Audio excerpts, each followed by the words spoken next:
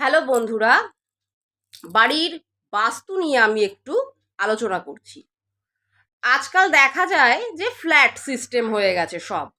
তো flat system হয়ে যাওয়ার ফলে কি হয়, টয়লেটটা আমরা আমাদের ঘরের মধ্যেই নিয়ে আসি। তো আমরা অনেকে জানি অনেকে জানি না, টয়লেট মানেই হচ্ছে রাহু। ঠিক আছে, সেখানে যে কমোডটা থাকে সেটাই হচ্ছে রাহু। তো আমরা কি করি, নিজের অজান্তেই আমরা কিন্তু ঘরের মধ্যে রাহুকে নিজেই প্রবেশ করিয়ে দিয়েছি। তার ফলে আজকাল দেখা যায় কি, সাংসারিক অশান্তি। এই জিনিসটা ম্যাক্সিমাম ক্ষেত্রে দেখা যায়, বেশিরভাগ ক্ষেত্রে এটাই দেখা যায়, সাংসারিক অশান্তি। কেন? আমরা নিজেরাই কিন্তু রাহুকে আমার ঘরে প্রবেশ করিয়ে দিয়েছি।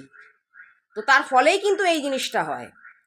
তো এটা বলার কারণ একটা রয়েছে, আমি বলছি। ফ্ল্যাটে কি হয়, দেখা যায় যে একটা বেডরুম থাকে যেটাকে মাস্টার বেডরুম বলা হয়, তার সাথে টয়লেট থাকে। তো এক্ষেত্রে আমি বলবো যে মাস্টার বেডরুম যেটা রয়েছে সেখানে না বয়স্ক লোকরা থাকবে।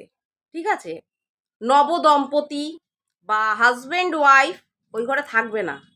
ওই ঘরে থাকলে হাজবেন্ড ওয়াইফের মধ্যে সমস্যা হবে, হাজবেন্ড ওয়াইফের মধ্যে মতবিরোধ, মতপার্থক্য হবে, মনোমালিন্য হবে, দূরত্ব বাড়বে। তো এটা অবশ্যই মাথায় রাখতে হবে যে মাস্টার বেডরুম যার সাথে টয়লেট অ্যাটাচ রয়েছে সেই মাস্টার বেডরুমে কাপলসরা থাকবে না।